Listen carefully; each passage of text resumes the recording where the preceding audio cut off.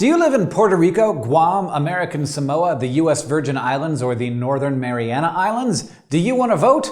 Well, then you're in the right place. Voting in U.S. territories is tricky because while you may have participated in a presidential primary, residents of U.S. territories don't get to vote in presidential elections. That kinda sucks, but it doesn't mean that this election isn't important for you. Each territory will elect a delegate to the House of Representatives who, for right now, is your only voice in the U.S. federal government. You may also have local elections that are super important, so don't sit this one out. To vote, first you have to register. In all territories, you need to go in person to your local elections office during their normal business hours and fill out a registration form. In Guam, you can also see a volunteer registrar. There are links to all their locations below. Bring a copy of your passport, birth certificate, or naturalization certificate when you register in American Samoa, Northern Mariana Islands, or the Virgin Islands. Any government-issued photo ID will work to register in Puerto Rico or Guam. The deadline to register is September 9th in the Northern Mariana Islands, September 19th in Puerto Rico, October 10th in American Samoa, October 8th in the Virgin Islands, and October 28th in Guam. Once you've registered, you get to vote. For most of you, that means going to vote in person, but if you won't be in your home territory on election day because of work, school, or travel, or if you have an illness or disability that prevents you from going to the polls on election day, you can apply to vote absentee by mail. All you have to do is find your form in the links below, fill it out and mail it in, or in American Samoa, you can send an email to your election office to request an absentee ballot. You need to request your absentee ballot by September 19th in Puerto Rico, October 14th in the Northern Mariana Islands,